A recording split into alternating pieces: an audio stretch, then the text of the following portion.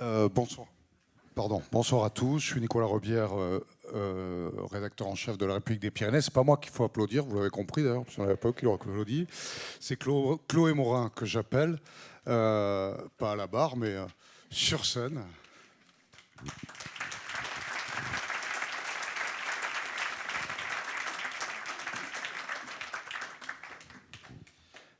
Alors, Chloé Morin, pour vous présenter, je pense que beaucoup de gens vous connaissent, mais vous avez été conseillère dans les cabinets ministériels de Jean-Marc Ayrault, de Manuel Valls, donc il y a un peu de temps quand même, lorsqu'ils étaient Premier ministre, je crois.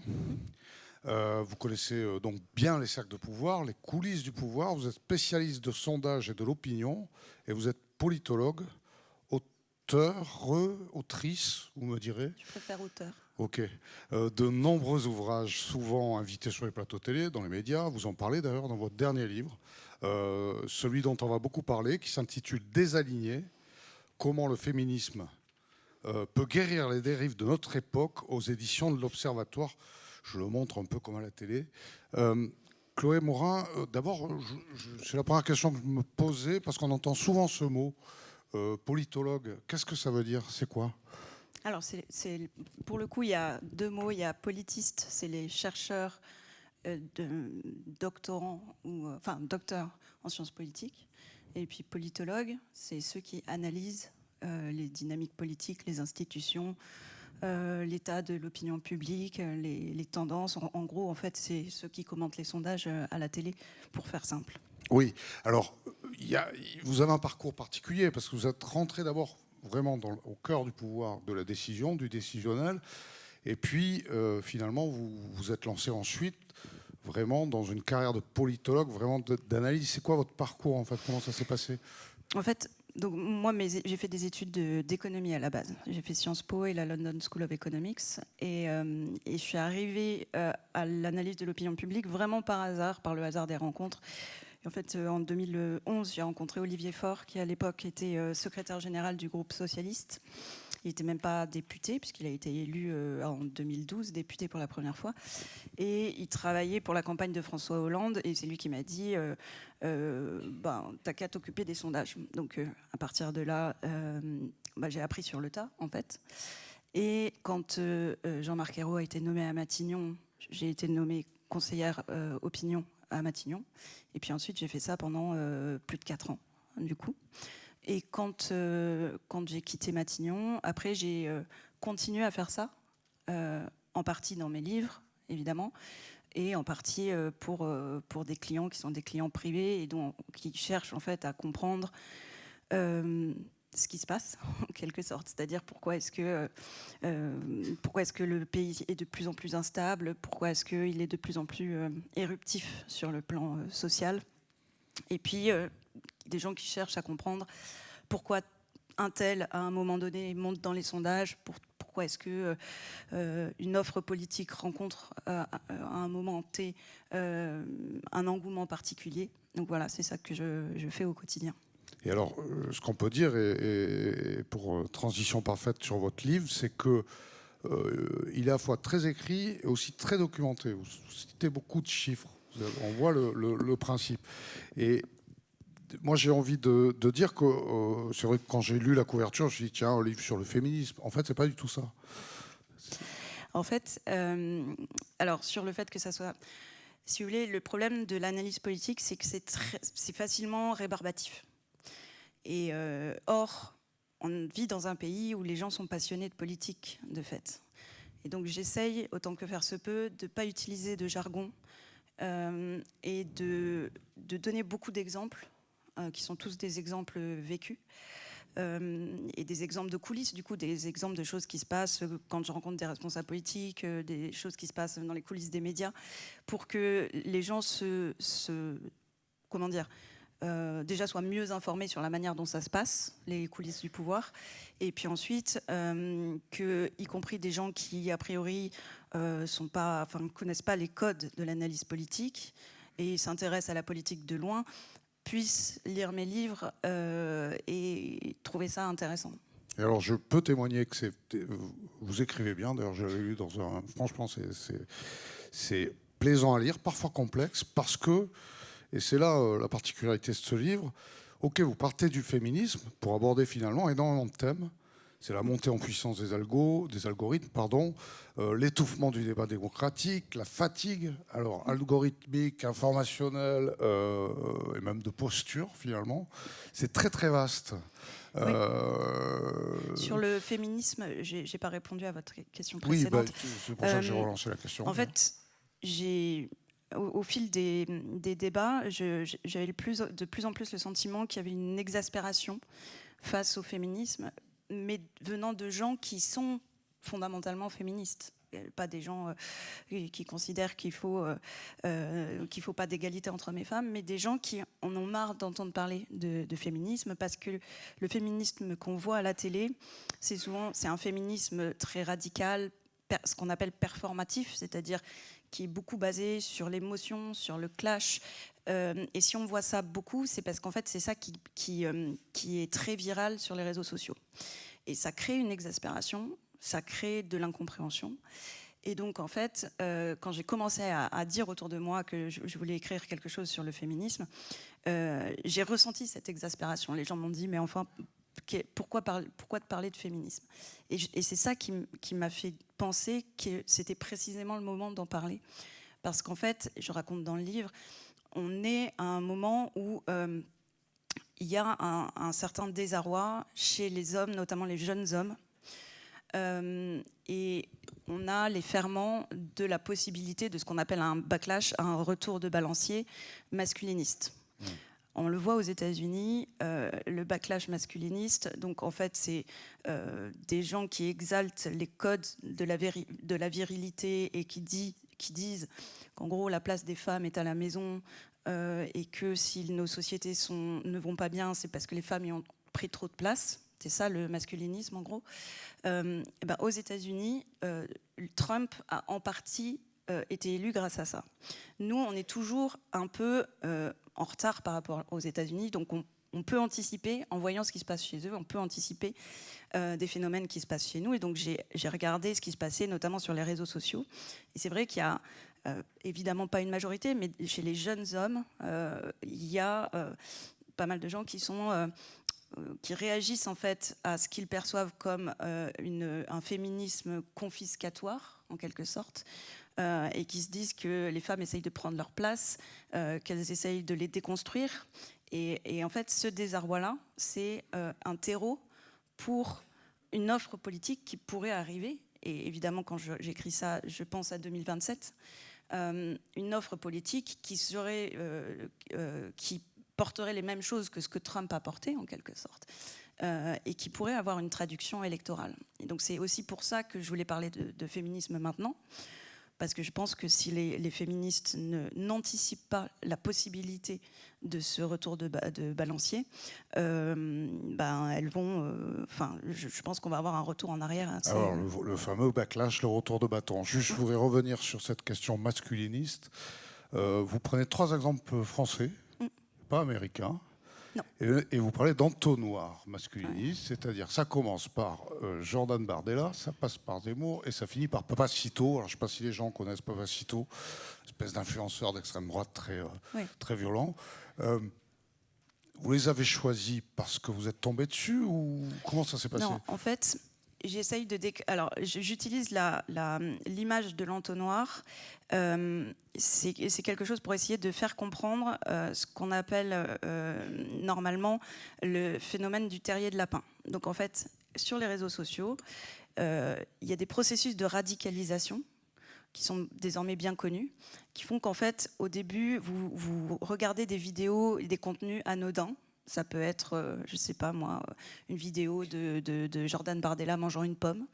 Et puis petit à petit, vous tombez sur des contenus de plus en plus radicaux, de plus en plus violents, de plus en plus complotistes. Ça peut être aussi des vidéos pornographiques. Et donc en fait, le mécanisme, l'algorithme construit ce parcours en quelque sorte de radicalisation. Et donc j'utilise l'idée de l'entonnoir pour dire, en fait, le désarroi dont je parlais à l'instant, au début c'est quelque chose d'anodin, c'est-à-dire que c'était un malaise diffus, et puis petit à petit vous allez trouver des influenceurs ça peut être n'importe qui. J'ai pris 3 exemples, mais en vrai, il y en a vraiment 3 énormément des gradations. influenceurs. Ouais. Il y a des tas d'influenceurs à Dubaï qui vous expliquent comment être un vrai homme, que les hommes doivent pas être sensibles, que les femmes doivent rester à la maison. Enfin, il y a des discours qui sont très très caricaturaux de ce point de vue-là. Et petit à petit, en fait, la personne qui est seule devant son écran adhère à un discours. Et ce discours, c'est souvent de dire, si vous vous sentez mal dans votre vie, c'est parce que les femmes ont pris votre place.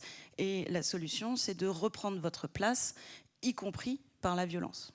Oui. Alors, ce que vous venez de dire démontre tout à fait ce livre qui est très vaste, en fait, qui couvre énormément de champs. Parce que vous parlez beaucoup de la question des algorithmes, vous parlez beaucoup de la question des réseaux sociaux, vous en êtes même à vous demander si la démocratie n'est pas en train d'être remplacée, et vous dites même une fenêtre se referme, il est temps d'agir. Alors, on en est à ce point-là, vous croyez ? Oui. En fait, la mécanique que je décris, elle est simple. C'est jusqu'à présent, le débat politique, il avait lieu essentiellement dans un espace qui est un espace régulé et encadré, qui est l'espace des médias qu'on dit traditionnels. Donc c'est la presse écrite, c'est la télé, etc. C'est un débat qui pouvait être violent, mais c'est un débat où vous ne pouvez pas faire n'importe quoi, dire n'importe quoi, raconter des fake news. Enfin, il y a des obligations des lois qui sont appliquées par l'Arcom. Et puis, les journalistes se conforment à des règles déontologiques.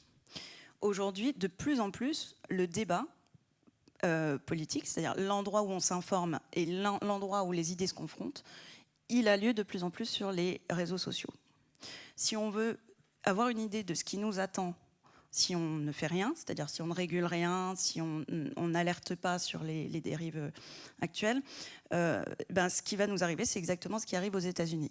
C'est-à-dire une situation extrêmement conflictuelle, extrêmement polarisée, où en fait vous avez l'extrême droite et l'extrême gauche qui sont très audibles dans l'espace numérique, et puis les gens qui sont au milieu, enfin les gens modérés, nuancés, ceux qui essayent de penser la réalité dans sa complexité, ceux-là disparaissent. C'est pas qu'ils ne parlent plus, c'est simplement que les algorithmes ne poussent pas leur contenu.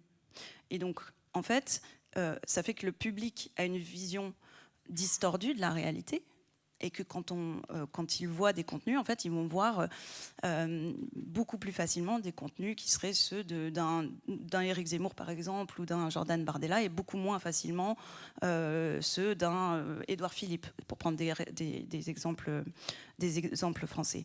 Et donc, le propos de ce livre, c'est de dire les réseaux sociaux, ça n'est pas juste un canal de communication de plus pour les responsables politiques, c'est quelque chose qui transforme profondément la nature même du débat public et même la nature de l'action politique. Parce que moi, vous parliez de mon expérience, donc j'ai commencé en 2012, ça fait pas si longtemps. Et en fait, si je regarde la manière dont on faisait de la politique en 2012, où il y avait déjà les réseaux sociaux, mais il n'y avait pas TikTok, il n'y avait pas la multitude de réseaux qu'il y a aujourd'hui, etc. etc. Si je compare cette période avec aujourd'hui, les responsables politiques aujourd'hui sont vraiment comment dire, il y a une espèce de dictature réputationnelle, c'est-à-dire qu'ils savent quelle est leur communauté, ils vont faire des actions de communication ou des actions tout court dont ils savent qu'elles vont être valorisées par leur communauté et qui vont avoir des likes et des vues sur Instagram et sur TikTok. Et en revanche, les choses dont ils savent que c'est impopulaire, ils vont éviter de les faire. Et évidemment, ça crée une distorsion énorme. Et la première d'entre elles, c'est qu'on privilégie l'urgence au long terme.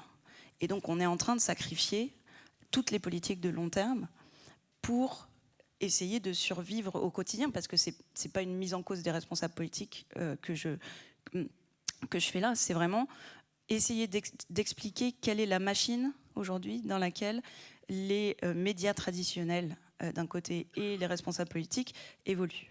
Oui, alors vous avez même une petite phrase que j'ai notée parce qu'elle m'a fait un peu bondir. Je suis quand même un média traditionnel old school. Vous dites à ceux qui pensent encore que les médias traditionnels sont capables de résister à cette logique, je réponds la chose suivante. En France, près de 75% des 18-34 ans s'informent aujourd'hui via les réseaux sociaux, contre seulement 21% en 2013. Et d'ailleurs, votre livre, il en parle de cette espèce d'accélération qui crée un malaise même chez vous, finalement. Oui, Peut-être bien sûr. c'est d'ailleurs ce malaise qui est au départ du livre, quoi. Ouais. Et j'ajoute derrière qu'aux États-Unis, la première source d'information, c'est les réseaux sociaux. Qu'est-ce que ça veut dire ? Ça veut dire que les réseaux sociaux sont un filtre entre vous et l'information. Donc, c'est eux qui sélectionnent, c'est eux qui hiérarchisent, c'est eux qui décident de ce que vous voyez. Qu'est-ce que ça veut dire pour un journaliste ? Ça veut dire qu'il sait, quand il traite un sujet, si le sujet va être viral ou pas. Il y a des sujets qui sont sensationnels et qui vont donc être propulsés par les algorithmes, qui vont être vus par des millions de gens et qui du coup créeront du flux, et ça rapporte de l'argent aux médias. Mais le problème, c'est que si on sélectionne, si le journalisme aujourd'hui, ça consiste juste non pas à essayer de décrire le réel et de rapporter l'information, mais à essayer de produire le contenu qui va pouvoir générer du flux et donc de l'argent, vous voyez que ça change complètement la logique du journalisme. Et beaucoup de journalistes aujourd'hui, que je côtoie, etc., vivent ça comme une souffrance, parce qu'en quelque sorte, c'est une modification de leur contrat de travail. Quand vous commencez à faire du journalisme, vous le faites parce que vous êtes curieux, passionné par certains sujets, que vous voulez raconter le monde, et vous ne le faites pas parce que vous avez envie de vendre un produit calibré pour les réseaux sociaux. Donc quand je dis que les médias ne peuvent pas résister à ça, c'est simplement que ça dépend du citoyen. C'est-à-dire que si les lecteurs, téléspectateurs, auditeurs ne choisissent pas d'eux-mêmes d'aller plutôt directement sur les sources d'information, donc les sites d'information ou acheter les journaux en kiosque, mais choisissent de s'informer uniquement par les réseaux sociaux, si vous voulez, en fait, les médias ne pourront pas résister. Alors, dans votre livre, d'ailleurs, vous analysez que les politiques doivent s'adapter à ces nouveaux formats, à cette rapidité, et notamment au punchline. Je vous l'ai dit, votre livre est plein de punchlines. Alors, punchline, pour les gens qui ne parleraient pas anglais, c'est des phrases courtes, fortes, et qui évoquent tout de suite des images. Mais vos punchlines, pour le coup, sont assez convaincantes. Ça, c'est vraiment quelque chose, je vous le dis. Comment vous avez vu ce basculement des politiques ? Vous parlez de 2013, c'est étonnant. D'ailleurs, vous donnez une chiffre de 2013 à 21%. De jeunes et puis maintenant 75%. Comment vous avez vu, alors ça c'est on va dire l'attention du public, hein, c'est la fameuse économie de l'attention. Comment vous avez vu l'espace politique devoir s'adapter ? Alors ce qui est particulier, c'est que c'est tellement graduel, tellement progressif, que si on ne s'arrête pas à un moment donné pour prendre du recul et dire bon, ce que je viens de faire en fait, comment ça se passait en 2012 et comment ça se passe maintenant, on s'en rend presque pas compte. Parce que quand on est dans la machine, on s'adapte. Et on s'adapte. Et en fait, le début de l'introduction utilise une métaphore pour expliquer ça. C'est la métaphore de la grenouille dans la casserole. Donc en fait, quand vous mettez une grenouille dans une casserole, vous faites chauffer l'eau. Il n'y a pas de moment où elle va se dire « l'eau est trop chaude, je vais mourir, donc je saute ». Et donc elle finit ébouillantée dans la casserole. La situation de la démocratie, c'est ça aujourd'hui. C'est-à-dire que les conditions se dégradent, mais ça se fait tellement petit à petit qu'il n'y a pas de moment où collectivement on se dit bon, là ça devient inacceptable et donc là il faut faire quelque chose. Et c'est ça qui est dangereux en réalité, c'est qu'on s'adapte. L'être humain est fait pour s'adapter à tout. Donc on s'adapte, y compris à des conditions qui, de fait, aujourd'hui, à mon sens, ne permettent plus d'avoir des débats politiques dignes de ce nom à très grande échelle. Ça ne veut pas dire que les gens très informés est très éduqué ne participe plus au débat et ne s'intéresse plus au débat. Mais ça veut dire qu'à l'échelle d'une nation, on n'arrive plus aujourd'hui à partager des constats, on n'arrive même plus à se mettre d'accord sur ce qu'est le réel. Oui, il y a des vérités alternatives. Oui. Chacun voit de sa fenêtre, depuis son écran portable, chacun voit le réel sous un angle différent. Et donc, si on n'a pas de diagnostic partagé sur ce qu'est le réel, quels sont nos problèmes en réalité, on ne risque pas de trouver des solutions ensemble. Alors, je suis un indécrottable optimiste. Je vais vous poser la question, est-ce que la grenouille est cuite? Ça y est, est-ce qu'elle a bouilli? Je ne sais pas s'il faut le dire comme ça. Et deux, est-ce que, en regardant le passé peut-être plus lointain, je me souviens de l'affaire Dreyfus, par exemple, c'était d'une violence incroyable aussi. Il y avait des bulles d'opinion. Vous lisiez un journal plutôt qu'un autre. Zola jusqu'à Jaurès, on en prie, mais plein la figure. C'est quoi la différence là? Alors, la violence en politique, il y en a toujours eu. Et des fausses nouvelles, il y en a toujours eu, effectivement. La difficulté aujourd'hui, c'est que la vitesse à laquelle se propagent les fausses nouvelles, ça va très vite et il n'y a pas de limite. Et surtout, quand une autorité quelconque, scientifique ou gouvernementale, ou que sais-je, vous dit que c'est une fausse nouvelle, en général, ça vous empêche pas d'y croire. Donc, c'est ça la différence. Avant, si vous voulez, le complot, c'est même pire, c'est que y a des études, j'ai pas les chiffres précis, une fausse nouvelle se diffuse 10 fois plus que son rectificatif. Il faut avoir complètement conscience de ça. Oui. Donc en fait, corriger aujourd'hui est quasiment inutile. Et vous rajoutez par-dessus, évidemment, les forces extérieures, donc les Russes qui manipulent, qui lancent des informations. Enfin, ça a été prouvé notamment quand il y avait eu l'histoire des punaises de lit, qui était un truc qui était vraiment poussé par les Russes. Donc de la désinformation, aujourd'hui, le problème, c'est qu'elle est à l'échelle planétaire et que les choses vont très vite. Et que donc, du coup, les mouvements de l'opinion sont très, très rapides. On l'avait vu pendant le Covid, les mouvements de l'opinion étaient beaucoup plus rapides que ce que ça avait pu être, enfin ce que moi j'ai connu quand j'étais à Matignon, c'est-à-dire une personnalité politique pouvait prendre 10 points d'un coup, ce qu'on n'avait jamais vu avant. Est-ce que c'est trop tard? Non. Sinon, je ne prendrais pas la peine. Oui. Est-ce qu'elle est cuite? Sinon, je ne prendrais pas la peine d'écrire un livre. Je pense qu'il est tard pour 2027. C'est-à-dire que je pense que la grande difficulté qu'on a, c'est que 2027, c'est là, et que on n'aura pas, à mon sens, les conditions ne seront pas réunies pour qu'on tranche correctement les débats, les débats les plus urgents, disons. Mais on n'est pas du tout dans la situation des États-Unis, où, comme je disais tout à l'heure, la première source d'information, c'est les réseaux sociaux. Et en plus, on est en Europe. L'Europe reste une puissance. Et l'Europe peut... Les régule. Oui. Et l'Europe, effectivement, en tout cas, est une échelle pertinente pour réguler les réseaux sociaux. Donc, je pense que s'il y a un niveau de prise de conscience collectif, et dans tous les pays, c'est quand même des débats qui existent aujourd'hui, s'il y a un niveau de prise de conscience collectif suffisant, on peut tout à fait, informer les gens, parce que aujourd'hui, c'est des choses dont on entend beaucoup parler, mais par exemple, la plupart des gens ne savent pas que scroller du contenu, donc des petites vidéos sur TikTok ou sur Instagram, ça n'est pas juste perdre du temps. Déjà, c'est perdre du temps, donc, parce qu'on retient 5% de ce qu'on scrolle. Donc en fait, les 4 à 5 heures que le Français moyen passe par jour sur écran est largement du temps perdu. Deuxième élément, les gens ne savent pas que scroller, ça transforme votre manière de penser. Et donc ça dégrade vos capacités cognitives. Et ça, pour le coup, on le voit très très bien. Aujourd'hui, c'est très documenté sur les enfants et les adolescents.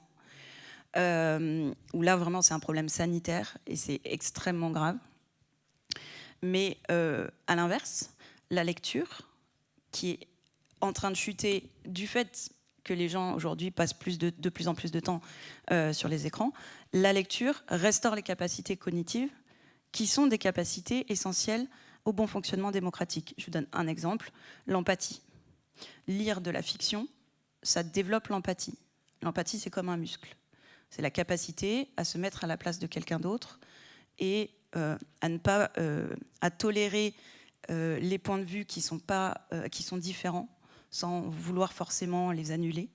Et l'empathie, c'est essentiel en démocratie, en réalité. Et d'ailleurs, c'est pas un hasard si Elon Musk, donc le patron notamment de Twitter, ex-Twitter, a déclaré que la faiblesse fondamentale de la civilisation occidentale, c'est l'empathie. S'il déclare la guerre en l'empathie, c'est justement parce qu'en réalité, l'empathie est ce qui résiste à son idéologie masculiniste. Alors je ne voudrais pas que les spectateurs ici présents croient qu'on ne parle que d'algorithmes dans votre livre. Il y a beaucoup de choses, en fait. Il y a même quelque chose, alors dites-moi si c'est l'objet finalement final. Vous parlez assez souvent d'un grand basculement. Vous dites le danger, c'est pas le grand remplacement, c'est le grand basculement. Alors c'est quoi ce grand basculement? On bascule vers quoi? Un basculement. En réalité, la démocratie, ça n'est pas juste des institutions et des lois. C'est aussi un ensemble de valeurs et de pratiques qui sont essentielles au bon fonctionnement démocratique. Et parmi ces valeurs et ces pratiques, il y a la capacité à faire des compromis, il y a la nuance, il y a le temps, c'est-à-dire que réfléchir, ça prend du temps. Et aujourd'hui, l'accélération induite par les réseaux sociaux fait que vous êtes constamment en réaction. Donc, et la réaction, c'est souvent émotionnel. Donc, la démocratie a besoin de temps, de nuance, de modération, d'empathie. Et tous ces éléments-là, qui sont des éléments symboliques en quelque sorte, sont en train de disparaître à cause de l'accélération induite par les plateformes. Donc c'est pour ça que je parle de basculement symbolique, pour dire qu'en réalité, je fais le parallèle avec le grand remplacement. Pourquoi? Parce que l'idée de grand remplacement est en train petit à petit de gagner les esprits pour une raison simple, c'est qu'elle est scénarisable. Scénarisable, ça veut dire que les gens peuvent se l'imaginer facilement. Une invasion, c'est bon, voilà. L'histoire a connu des invasions, donc l'arrivée d'un groupe dans un pays, c'est quelque chose, on peut se l'imaginer facilement. C'est une image et on peut le raconter aussi dans les médias quand on raconte, je sais pas, le fait, on va dans un quartier, on dit bon bah voilà, en 1960 il y avait que des blancs et puis maintenant il y a énormément de personnes venues de tel et tel endroit. C'est facile à raconter dans un média. Le basculement que je viens de vous raconter, c'est quelque chose d'abstrait. C'est très difficile à raconter en fait. C'est difficile, enfin j'essaye de le faire avec des exemples concrets, mais ça reste beaucoup plus complexe à raconter. Et donc je mets en parallèle ces deux choses-là, parce qu'en fait, on ne réagit pas politiquement à ce qui est difficile à raconter. On ne réagit pas à ce qui est complexe. On ne réagit pas à ce qui ne suscite pas d'émotion. Et quand je vous dis... quand je vous parle de toutes ces choses abstraites, évidemment, ça ne suscite pas forcément d'indignation immédiate. Et c'est ça la difficulté. C'est pour ça d'ailleurs qu'on ne réagit pas. C'est qu'on sent bien que quelque chose ne va pas, mais on a du mal à mettre des mots dessus, et c'est l'objet de ce livre. C'est essayer de nommer correctement des phénomènes qui sont diffus, qui sont complexes, mais qui pour autant sont essentiels. Alors, à ce propos-là, vous avez une tête de chapitre, tiens, dans la série Punchline, Cannes, 5 heures sans Wi-Fi, 20 ans de thérapie. C'est ça la solution? On coupe les portables? En partie. Vous avez vu que le oui. président de la République réfléchit à les enlever dans les lycées. Dans les lycées, vous avez vu oui. qu'on réfléchit à mettre un âge limite pour les réseaux sociaux. Vous croyez que ça marche, ça? Alors, il faut distinguer les problèmes. Il faut savoir que le cerveau se forme jusqu'à à peu près 20 ans. Donc, la période qui est jusqu'à 20 ans, c'est une période où le fait d'utiliser trop les écrans dégrade votre cerveau au moment où il se construit. Donc, c'est grave. Et ça génère des handicaps. Je vous donne un exemple. Le nombre de mots que l'on maîtrise. Bon, bah, aujourd'hui, vous voyez entre un enfant de 3 ans qui voit des écrans et un enfant qui n'en voit pas, vous voyez une nette différence sur le nombre de mots qu'il maîtrise. Et donc sur la capacité de socialiser. social. Non. Non.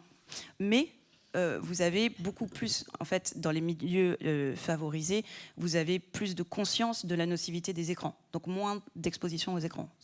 Donc il y a un lien avec le milieu social. Mais donc c'est quelque chose où, à mon avis, il faut informer les parents. Mais la difficulté qu'on a aujourd'hui, c'est que les parents souvent le savent, parce qu'aujourd'hui on commence quand même à avoir beaucoup d'études qui montrent que voilà. Mais à partir de 11 ans notamment, il y a une pression sociale qui fait que les parents veulent interdire le portable, mais ils ne veulent pas que leur enfant se coupe des autres enfants. Et donc, ils sont piégés. Et dans cette situation-là, c'est précisément dans ce type de dilemme que la puissance publique doit aider les parents. C'est pour ça aussi que je ne crois pas juste que l'information suffit, parce qu'en plus, l'information, elle va aller vers qui ? Vers les gens qui s'informent, et beaucoup moins vers les gens qui sont défavorisés. Ça veut dire quoi ? Ça veut dire que ce sont les enfants des personnes défavorisées qui verront le plus d'écran et qui, du coup, auront plus de difficultés à la suite. Donc c'est un cercle vicieux. Donc c'est pour ça que je pense qu'il y a besoin d'une intervention de la puissance publique. Je pense que c'est plutôt une limitation de l'accès aux réseaux sociaux avant un certain âge. Et ça, on a des moyens techniques pour le faire, si on veut vraiment le faire. Aujourd'hui, on accepte très bien de se dire que les enfants ne devraient pas avoir accès à des contenus pornographiques. Bon, voilà, il faut se dire que c'est une question de santé en réalité. C'est pas juste une question de liberté d'expression, comme une partie de l'échiquier politique voudrait nous le faire croire. Je ne suis pas du tout pour la censure des contenus. C'est-à-dire que, pour le coup, je pense que c'est toujours dangereux de mettre le doigt dans l'engrenage de « on interdit tel site ou tel autre ». En revanche, pour ce qui est des enfants, il faut vraiment leur interdire l'accès à certaines applications, certains sites. Et puis, il faut bien voir que les stratégies mises en place par les plateformes, elles sont très efficaces. Elles créent de l'addiction. Et quelqu'un qui est addict, que ce soit à une drogue, à l'alcool, il n'en sort pas tout seul. Donc, quand on dit oui, mais c'est du ressort de la volonté individuelle, non. Le parallèle qu'il faut faire, c'est avec l'industrie agroalimentaire. À une époque, on considérait que ce qu'on appelle la malbouffe, si les gens mangeaient n'importe quoi et après avaient des problèmes de santé à cause de ça, on considérait que c'était leur responsabilité individuelle. Puis à un moment donné, on s'est dit, en fait, c'est une industrie qui met des produits dans la nourriture pour qu'on en mange toujours plus.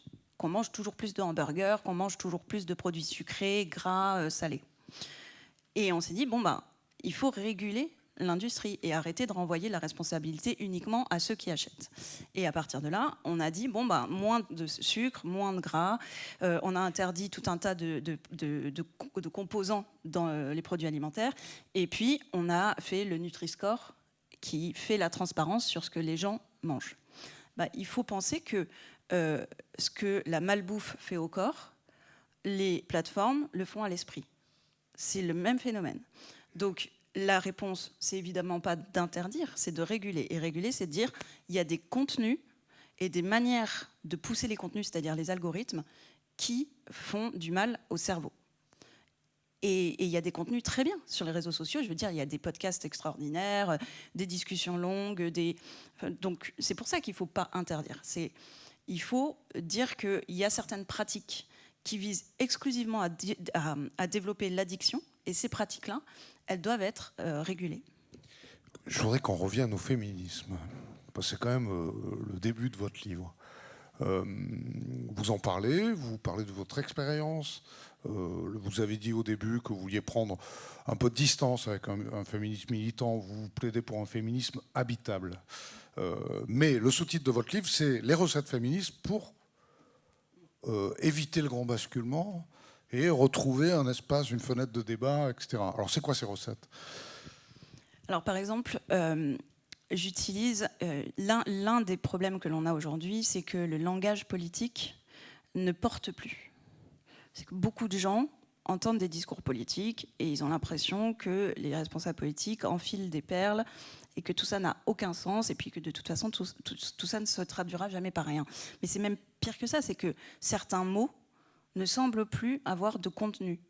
Il y a des mots qu'on entend tout le temps, égalité, laïcité, république, et puis après il y a la novlangue des différents partis, c'est encore autre chose. Et le langage, c'est démonétisé. Et en fait, j'explique ce phénomène en utilisant un concept qui est un concept féministe, qui est le gaslighting. Donc Gaslight, c'est une pièce de théâtre des années 30, où un mari manipule sa femme, et où, par exemple, il y a une bougie face à elle, et il souffle pour que la flamme vacille. Et donc elle dit la flamme vacille, et lui il dit non, elle est fixe. Et donc il la manipule pour qu'elle ait l'impression de devenir folle. Cette technique de manipulation, qui est de faire croire que de raconter une réalité alternative en disant à la personne ce que tu vois est faux, c'est exactement ce qu'a fait la politique depuis 30 ou 40 ans. C'est-à-dire, par exemple, vous prenez une réalité et vous la dramatisez. Ou alors, vous prenez une réalité et vous l'euphémisez. Vous créez un décalage entre ce que les gens voient et ce que vous dites. Le cas typique, c'est le sentiment d'insécurité en 2002. C'est la gauche qui, à un moment, dit il n'y a pas de flambée de l'insécurité, il y a une flambée du sentiment d'insécurité. Et donc, l'idée, c'est de dire aux gens ce que vous voyez ou ce que vous percevez n'est pas réel. Ça, c'est de la manipulation. Donc, vous voyez, je prends un concept qui a été utilisé par les féministes pour dénoncer les manipulations à l'intérieur du couple et les phénomènes d'emprise, etc. Et je montre comment on peut l'appliquer à la communication politique. Et la solution étant, évidemment, que moi, je suis assez convaincue aujourd'hui que les responsables politiques doivent comprendre qu'il n'y a plus d'autre choix que de dire la vérité. C'est-à-dire que les gens voient tout. Et quand on ment, ou quand on déforme le réel, ou quand on le contourne, ou quand on fait des belles phrases pour raconter des choses, et pour le coup, vous le disiez, j'ai été 4 ans à Matignon, je vois très bien comment on fait, et je le raconte, je donne des exemples. Comment on utilise des artifices de communication pour essayer d'expliquer aux gens que ce qu'ils voient n'existe pas. Ça n'est plus possible. Et je pense que c'est difficile pour un responsable politique aujourd'hui de dire la vérité, parce qu'il y a beaucoup de vérités qui dérangent, des vérités aussi qu'on n'a pas envie d'entendre en tant que citoyen. Mais je pense qu'il n'y a pas d'autre solution, parce que sinon on ne se sortira pas de la situation que je décrivais tout à l'heure, qui est que chacun voit le réel depuis sa fenêtre, voit des réalités qui sont différentes, et on se trouve incapable collectivement d'avoir un diagnostic sur les maux qui nous rongent, et donc incapable de s'accorder sur les solutions. C'est ce que vous appelez la dissociation, je crois, entre réel et ce faux réel. C'est compliqué le réel, hein, pour le coup. Hein. Oui, bien sûr, c'est compliqué. Et comment dire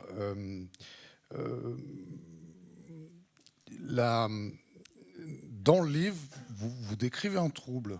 D'ailleurs, votre livre, il part d'un trouble de votre part, quoi. Alors peut-être au départ sur les questions féministes, mais ensuite, on voit très bien que votre trouble, il se diffuse à toutes les questions que vous pouvez aborder. C'est ça la dissociation ? En fait, alors la dissociation, en fait, c'est un phénomène, à la base, c'est un phénomène clinique, donc c'est le fait de se couper de ses émotions suite à un traumatisme. Là, je l'utilise comme pour décrire un régime politique qui est que, en réalité, lorsque vous existez sur les réseaux sociaux, alors tout le monde ici n'est sans doute pas sur les réseaux sociaux, mais l'existence sur les réseaux sociaux vous oblige à vous scénariser. Donc aujourd'hui, vous avez des gens sur Instagram qui postent la naissance de leurs enfants, l'enterrement de leur grand-mère, voilà. Et donc vous racontez votre vie à travers des posts, mais c'est une version idéale de votre vie. Et ce dont on se rend compte, notamment chez les adolescents, c'est que ça crée de la souffrance parce qu'ils sont confrontés à la vie idéale des autres, ce que les uns et les autres projettent d'eux, un peu comme les responsables politiques qui font de la communication. Hein. Et les stars du foot, les acteurs, etc., tous font ça. C'est-à-dire qu'ils vous vendent un récit de leur vie qui est expurgé de tout ce qui les dérange. Le problème, c'est que pour un adolescent qui évolue dans ce monde-là, ben, s'il se sent intérieurement pas à la hauteur, il va souffrir. Et aujourd'hui, il y a vraiment beaucoup de problèmes de santé mentale, notamment chez les jeunes filles. Par exemple, vous prenez l'exemple de l'anorexie. Il y a des tas de comptes qui promeuvent l'anorexie et la maigreur extrême, qui sont très suivis chez les jeunes filles. Et ça crée des problèmes énormes. La scarification aussi. Il y a une explosion du nombre de jeunes filles qui rentrent à l'hôpital parce qu'elles se sont scarifiées. Donc, les conséquences de tout cela, c'est que on met plus de pression sur les gens et que lorsqu'ils se sentent en décalage avec l'idéal qui est porté par les réseaux sociaux, par exemple lorsqu'ils perdent leur emploi ou lorsqu'ils sont déprimés, ça se raconte pas sur les réseaux sociaux. Et donc en fait, il y a toute une partie de nos émotions et de nos vies qu'on laisse de côté, qu'on ne traite pas, qu'on ne montre pas, qu'on n'ose pas montrer. Et ce qui est intéressant, c'est que toutes ces parties de nos vies, de nos doutes, de nos craintes, maintenant on les confie à ChatGPT. C'est-à-dire qu'il y a une crise alors il n'y a pas assez de psy en France, et puis il y a beaucoup de gens qui pensent pas à aller voir un psy quand ils vont pas bien, et il y a une explosion de l'usage de l'intelligence artificielle pour répondre à des questions, des questions de santé mentale, des questions existentielles ou à la solitude tout simplement. Donc j'essaye de montrer tout au long du livre en quoi ce phénomène mondial et massif qui est l'invasion de nos vies par les plateformes et les algorithmes, finalement, a des conséquences vraiment très concrètes sur la vie de nos enfants, sur notre vie à nous, et sur notre rapport à notre propre corps, notre rapport à la sexualité aussi. J'essaye de faire le lien entre le macro et le micro. C'est assez vertigineux d'ailleurs. Je vais avoir une dernière question, et puis après vous avez dit que vous étiez d'accord pour des questions à la salle, donc on va laisser les gens se poser la question. Comment on retrouve le réel? Il est où le chemin du réel? Alors j'ai peut-être une réponse, en tout cas en lisant votre livre. Il y a une chanson qui revient, que vous assumez. Je ne sais pas si tout le monde connaît Génération désenchantée de Mylène Farmer. Ça m'a fait redécouvrir les paroles. Et vous dites d'ailleurs, c'est très marrant, c'est très bien vu. Avant, on était désenchantés ensemble, maintenant, on est désorientés tout seul. Comment on retrouve le chemin du réel et de l'ensemble? Oui, d'ailleurs, le titre Désaligné, c'est une référence à Désenchanté. En fait, Désenchanté, ça a incarné, donc c'est une chanson qui est sortie en 91, ça a incarné un moment, pour une génération, de désillusion. Désillusion, déjà il y a eu la chute du mur, désillusion par rapport aux promesses de Mitterrand, et donc il y avait ce sentiment collectif de perdre les promesses auxquelles on avait cru, mais c'était encore collectif. Aujourd'hui, c'est pas les promesses et les récits qu'on perd, puisqu'on n'y croit déjà plus, c'est le réel lui-même qui semble se dérober dans la saturation informationnelle et le brouillard algorithmique. Donc, on n'est plus sûr de partager le même réel que les autres. Et en plus de ça, on est tout seul. C'est-à-dire que vous êtes seul face à votre écran. L'algorithme, il vous sert un truc spécifiquement fait pour vous. Votre voisin n'aura jamais les mêmes informations que vous, parce qu'il n'a pas les mêmes préférences, et parce qu'il n'a pas la même histoire. Donc, tout est très individualisé. Et évidemment, c'est beaucoup plus difficile de refaire du collectif là-dedans. Les solutions, on en a parlé déjà tout à l'heure sur la régulation des plateformes, j'y reviens pas, mais au niveau individuel, simplement prendre conscience qu'il faut savoir s'auto-limiter dans sa consommation de réseaux sociaux. Prendre conscience que la lecture, c'est quelque chose de très important et que c'est pas du tout une question d'élite on peut lire n'importe quoi. Je veux dire, on peut lire de la romance, on peut lire n'importe. De la fiction. Vous insistez sur la fiction. Moi, je lis énormément de fiction, et d'ailleurs, j'utilise beaucoup la fiction dans mon travail, parce que les romanciers et les artistes en général sont des capteurs. Donc, ils nous permettent de comprendre la société, et ils nous permettent de nous comprendre nous-mêmes. Donc, il faut savoir que le fait que la lecture baisse, et pas que chez les jeunes, mais d'année en année, la lecture baisse, c'est un phénomène politique, et c'est un phénomène politique majeur. Les États-Unis sont dans cet état aussi parce qu'ils ont arrêté de lire il y a 15 ans. Et donc, ça paraît vraiment bête de se dire qu'il faut s'astreindre à lire, mais moi j'ai plein de gens autour de moi qui ont vécu des moments souvent des cadres surchargés de travail, etc., qui ont vécu des moments où ils se sentaient stressés, déprimés, et ils se sont rendus compte qu'ils avaient complètement abandonné la lecture. Et c'est une respiration qui peut paraître anodine, mais en réalité, le fait de lire, c'est un outil pour lutter contre la saturation, l'accélération et le sentiment de perte de soi-même qui est induite par tous les phénomènes dont on vient de parler. Alors, ce week-end, on éteint Instagram, on met une chanson de Mylène Farmer, on lit Désaligné, et éventuellement on lit La République des Pyrénées aussi. Ça marche avec les journaux quand même. Ça marche avec les journaux. Question à la salle s'il y en a, s'il vous plaît.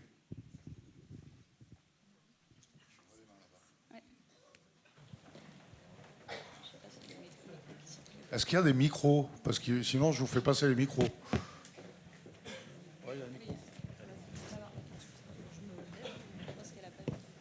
Bonjour, merci beaucoup pour votre présentation. C'était passionnant. J'avais une petite question qui sera très rapide, mais que je n'ai pas réussi à formuler de façon neutre. Donc je suis désolée si elle est embêtante.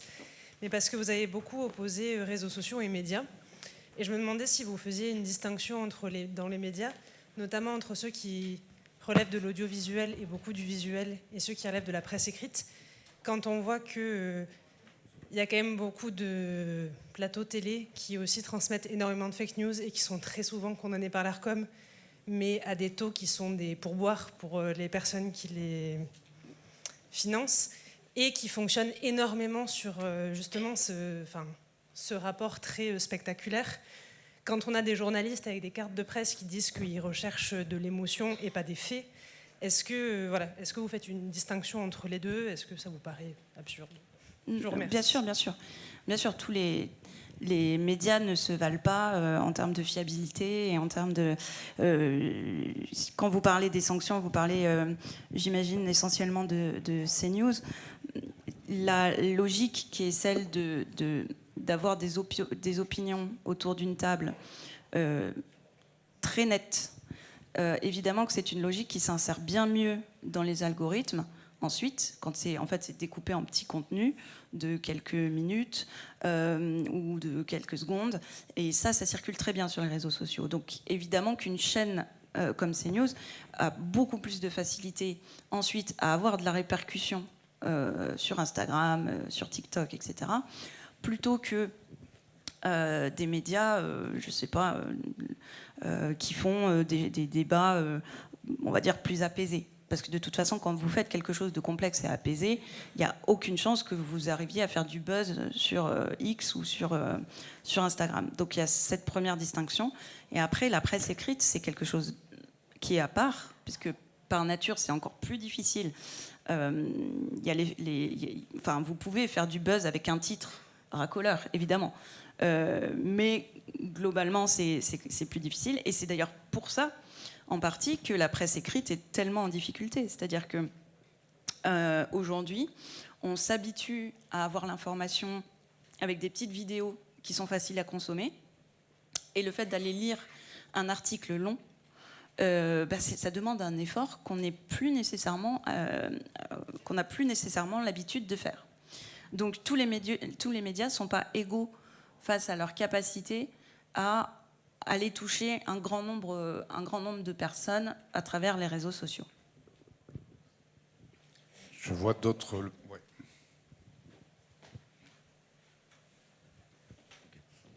Merci beaucoup, madame, pour votre intervention. Il y avait deux points questionner une remarque d'abord que vous parlez sur la responsabilité individuelle.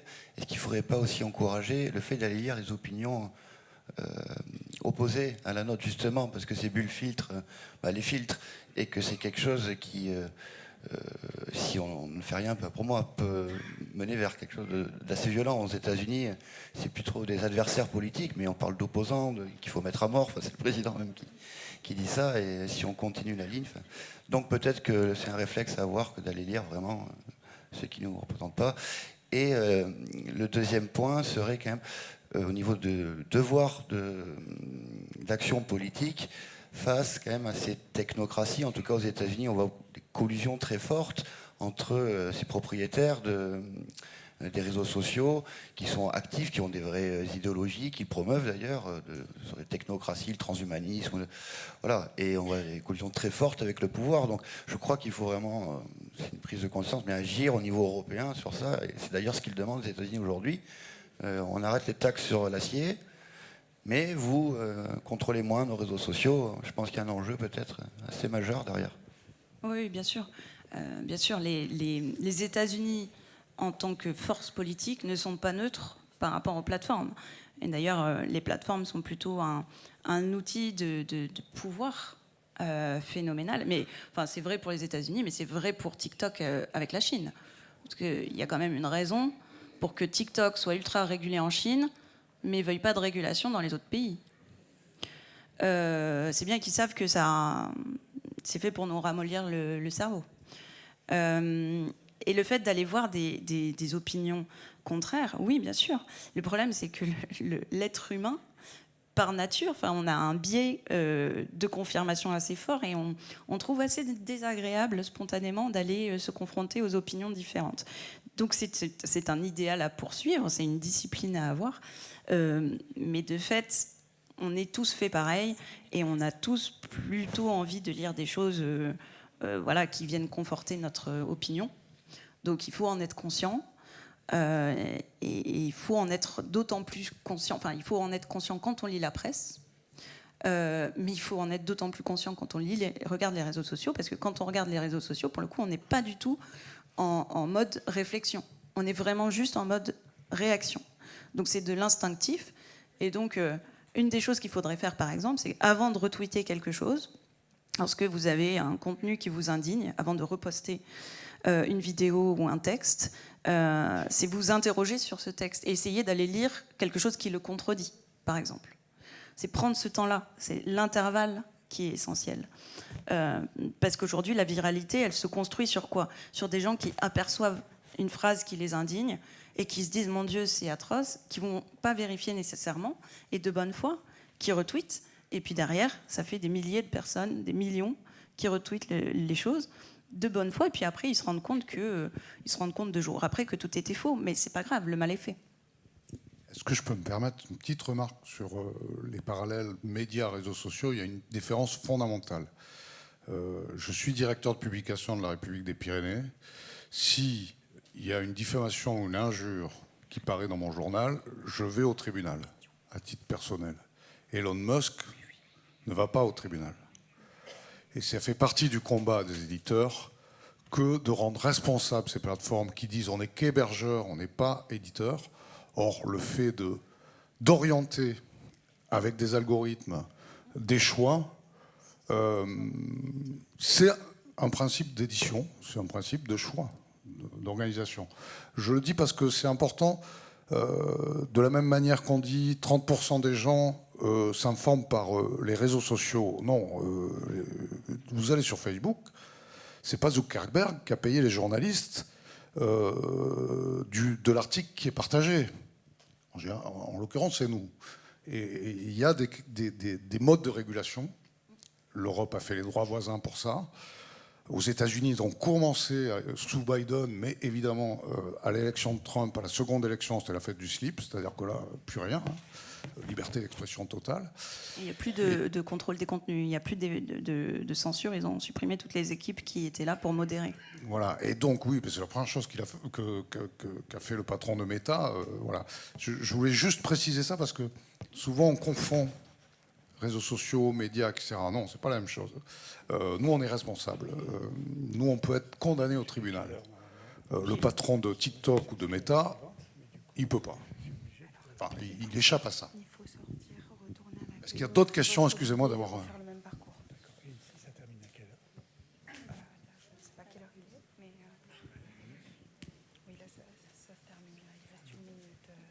Bonsoir, je voulais vous remercier pour cet échange très éclairant qui donne envie d'aller lire votre livre. On aurait pu regretter ce soir qu'il y ait peu ou presque pas de jeunes finalement qui sont quand même la cible de tous ces enjeux. Vous avez beaucoup insisté sur la puissance publique. À l'heure d'aujourd'hui, comment vous pensez, comment vous positionnez sur le fait qu'éventuellement la puissance publique partage ce diagnostic de grand basculement? Et est-ce qu'elle a les moyens de son action et dont on sait, si j'ai bien compris, qu'il y a des enjeux quand même de comportement individuel, des enjeux aussi économiques, comme le rappelait la question précédente, et aussi des enjeux géopolitiques avec les ingérences, notamment russes? Je pense que dans la partie qui concerne la sensibilisation de l'opinion, c'est le travail des chercheurs, des médecins, des psys, des pédopsychiatres, toutes ces personnes qui en fait aujourd'hui voient les conséquences concrètes d'un usage déraisonnable des écrans. Et c'est eux qui, en intervenant dans les médias, vont, je pense, sensibiliser l'opinion et faire en sorte que les gens comprennent l'ampleur du problème. Et ça, je pense que c'est en cours, mais c'est encore devant nous. La deuxième chose, c'est l'action publique. Pour le coup, pour l'instant, on est à 1 an et demi d'une présidentielle. C'est pas un hasard si j'écris ce livre maintenant. C'est parce que je considère que ce diagnostic n'est pas posé par la plupart des responsables politiques qui veulent concourir à la présidentielle. Il vous aura pas échappé qu'il y a un mois à peu près, le président de la République a lancé une réflexion là-dessus. Enfin, pas une réflexion, plutôt une initiative, puisque la réflexion, le constat est quand même assez largement là, et se déplace dans toute la France pour discuter de ce constat-là, souvent avec des lecteurs de la presse régionale d'ailleurs. Il a fait ça encore hier, je crois. L'idée étant, au premier semestre 2026, d'avoir un plan d'action qui sera forcément un plan d'action européen, parce qu'en fait, la France toute seule ne peut pas peser, c'est l'Europe qui peut peser. Le problème, enfin, moi, ce qui me pose problème, c'est que le temps d'action de l'Europe est très, très long. Et qu'on n'a pas 50 ans devant nous. Les choses vont vite, en fait, elles vont très vite. J'ai déjà dit tout à l'heure que je pense que 2027, ça va être vraiment très compliqué. Et quand je dis vraiment très compliqué, je ne juge pas de l'issue. Je ne suis pas en train de dire... mais vraiment, la nature du débat public ne va pas être satisfaisante. Et ne sera satisfaisante pour personne. Donc la prise de conscience des présidentiables, moi en tout cas, c'est ce que je vise à titre personnel. C'est de ça dont je discute avec les uns et les autres. Je sais que certains commencent à travailler sur le sujet, mais pour l'instant, ça n'est pas un sujet central dans les programmes des uns et des autres tels que je les aperçois à ce stade. Mais ils ont encore un peu de temps pour travailler. Mais le simple fait que certains s'y mettent juste maintenant, moi, me désespère, parce que parfois on se demande vraiment à quoi ils travaillent, quoi. Je veux dire, ce que je raconte dans mon livre, c'est des choses qui sont étayées scientifiquement, que certains disent depuis longtemps, que des scientifiques, que des sociologues, enfin, c'est vraiment des choses, j'invente rien. J'essaie juste de donner l'image globale et de populariser le diagnostic pour accélérer la prise de conscience. Merci Chloé Morin, parce que là on vient de me faire stop, c'est terminé. Merci beaucoup.